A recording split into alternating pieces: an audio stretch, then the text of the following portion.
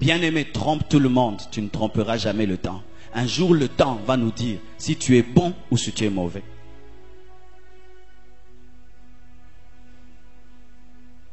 La Bible nous dit, les frères de Jephthé, lorsqu'ils sont devenus grands, ils ont dit quoi? Ils ont dit à leurs frères, tu ne hériteras pas avec nous.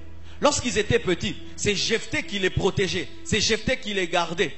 Mais quand ils sont devenus grands par eux-mêmes et qu'ils pouvaient se battre pour eux-mêmes, ils ont dit, toi Jephthé qui nous protégeais, ta mère est une prostituée, tu ne peux pas hériter avec nous. C'étaient des hommes méchants. Mais leur méchanceté ne pouvait pas se manifester en ce moment-là, parce qu'ils avaient besoin de Jephthé. Il y a des gens comme ça. Tu peux croire qu'il est bon. Non, il a besoin de toi. Le jour qu'il n'a plus besoin de toi, il va te dire que tu es le fils d'une prostituée. Mais quand tu l'aides, il accepte l'aide du fils de la prostituée. Mais quand il devient grand, il te dit tu es fils de prostituée. Tu n'as pas compris. Il y a des gens que tu aides aujourd'hui. Ce n'est pas qu'ils t'aiment. Ils prennent ce que tu leur donnes en t'insultant. Mais ils doivent le prendre parce qu'ils doivent en vivre. Mais le jour qu'ils peuvent se débarrasser de toi, ils vont te rappeler ton origine. Certaines personnes ici, vous êtes des méchants.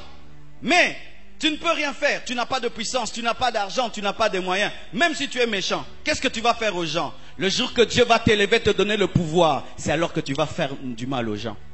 N'est-ce pas que tu as des mauvais projets dans ton cœur? Ce sont ces projets que tu vas manifester quand tu seras grand. Ils avaient ce projet. Laissez-le nous aider. Attendons grandir. Quand on grandira, on va se débarrasser de lui. Et c'est ce qu'ils ont fait.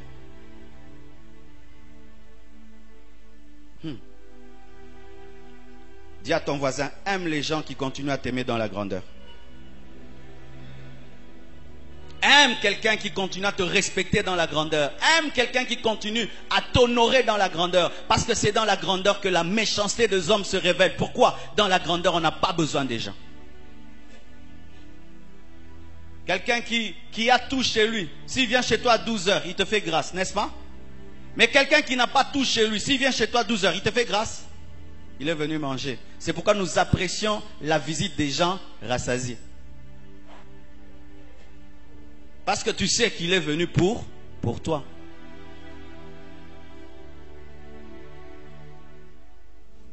Qu'est-ce que tu vas faire à ton Jephthé dans les années qui viennent? Qu'est-ce que tu vas faire à ton Jephthé?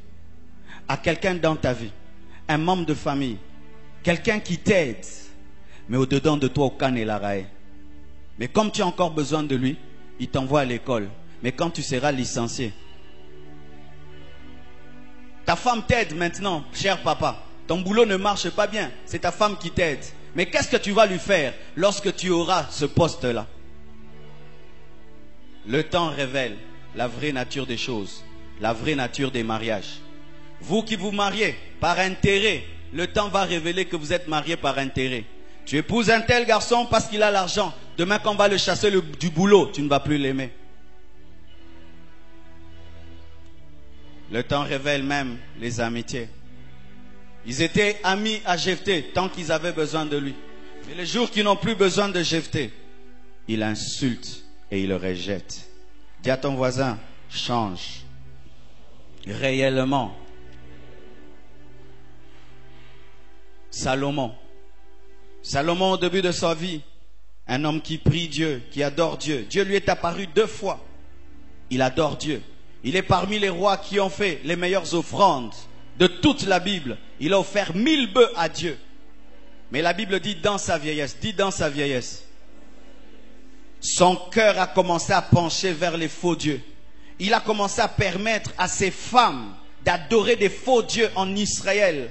Lui, le roi, à qui Dieu s'est révélé 2 fois, a bâti des autels. Qui aurait cru que Salomon aurait épousé 300 femmes et 700 concubines? C'est le temps qu'il a révélé.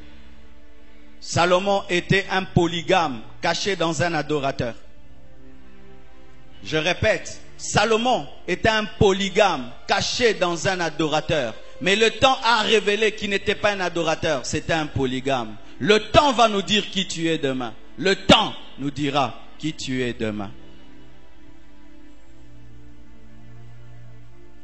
Il y a des gens ici, si Dieu peut nous permettre de voir leur vie dans 10 ans, on va pleurer. Mais d'autres, dans 10 ans, on va chanter. Ta vie va nous faire pleurer ou chanter dans 10 ans. Regarde ton voisin, dis-lui, ta vie dans 10 ans va nous faire pleurer ou chanter. Imaginez cette sœur de l'église qui aujourd'hui est en train de chanter avec un grand musicien de ce pays. Lorsqu'elle chantait, Dieu regardait qu'elle est en train de faire des clips. La vie nous a révélé qu'elle n'était pas chrétienne, qu'elle était païenne, mais elle était au milieu de nous. Mais aujourd'hui, elle chante dans le monde. Qui es-tu vraiment? Qui es-tu vraiment? Salomon, qui es-tu? Aujourd'hui, tu fais des belles prières. Aujourd'hui, tu fais des bonnes professions. Mais lorsque Dieu va faire de toi le plus grand roi, que vas-tu révéler? Je suis convaincu, bien-aimé, que jamais un homme ne peut avoir 1000 femmes sans avoir cette nature. Parce que déjà, une femme, c'est trop de boulot. Vrai ou faux? Une femme déjà, c'est trop. 1000. Non, il faut avoir vraiment la nature.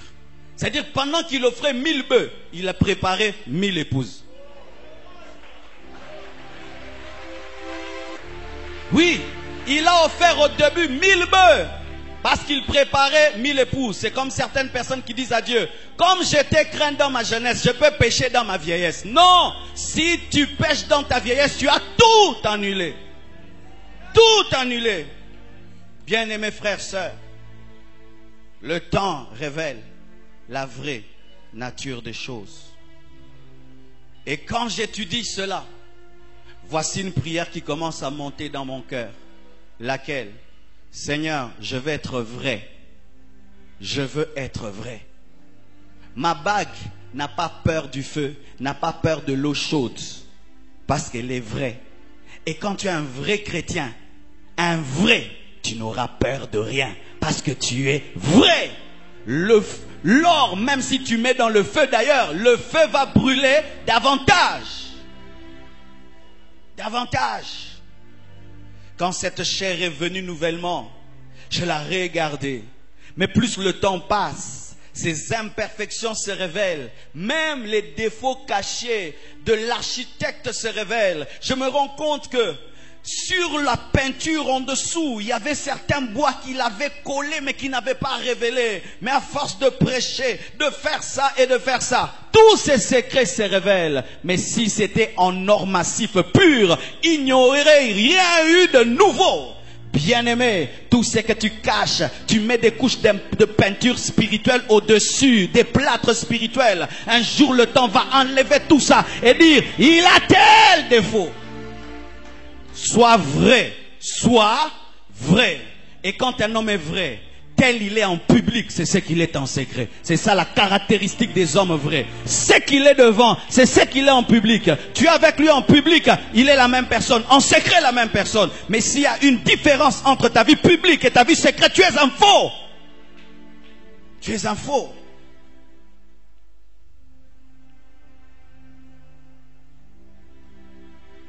Et c'est pourquoi j'ai lu Acte 5, versets 34 à 39.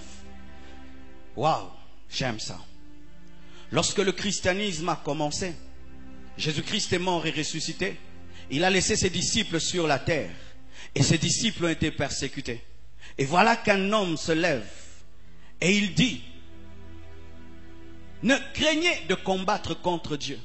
Car si cette chose est de Dieu, elle va persister. Et si elle n'est pas de Dieu, elle mourra d'elle-même. Il y a un homme Teudas qui s'est dit grand.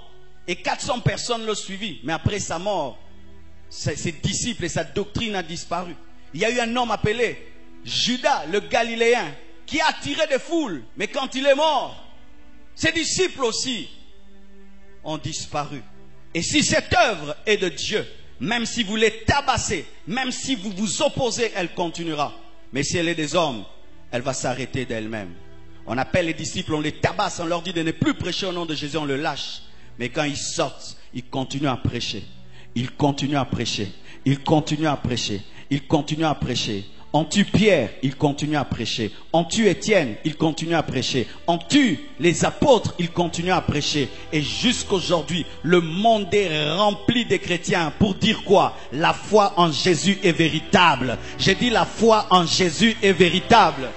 Aucune religion n'a été combattue comme le christianisme. Et si on combattait l'islam, l'hindouisme, comme on combat le christianisme, ils auront déjà perdu de leur piquant. Mais malgré qu'on a brûlé des Bibles et des Bibles, qu'on a tué des chrétiens et des chrétiens, qu'on a tué des pasteurs et des pasteurs, le christianisme continue. Pourquoi? Nous sommes dans le véritable. La Bible dit, sur cette pierre, je bâtirai mon église et les portes du séjour de mort ne prévaudront point contre elle. Les portes du temps ne vont pas dominer l'église. Pourquoi? Nous sommes sur le roc, nous sommes sur l'authentique, nous sommes sur le véritable. Malgré qu'il y a des scandales, les églises grandissent. Malgré qu'il y a des faux chrétiens, les églises grandissent. Malgré qu'il y a des bévues, les églises grandissent. Pourquoi? Nous avons plus que l'or pur, nous avons la véritable foi en Jésus. Oh!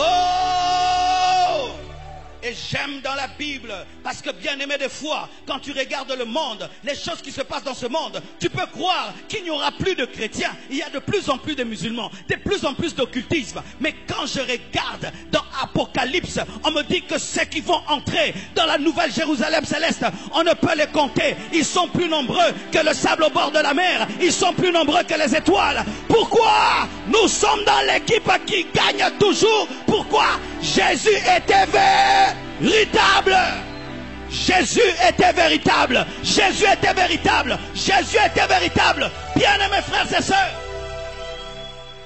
si les combats que l'Église a, les autres l'avaient, bien-aimés, ils ne seraient pas ceux qui sont aujourd'hui.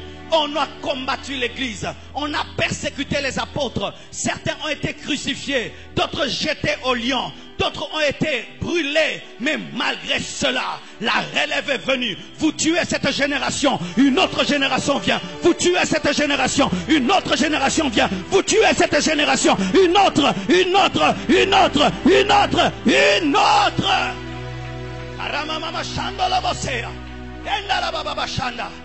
Pierre n'est pas là, mais je prêche l'évangile, l'épître de Pierre. Matthieu n'est pas là, je prêche l'évangile de Matthieu. Luc n'est pas là, je prêche l'évangile de Luc.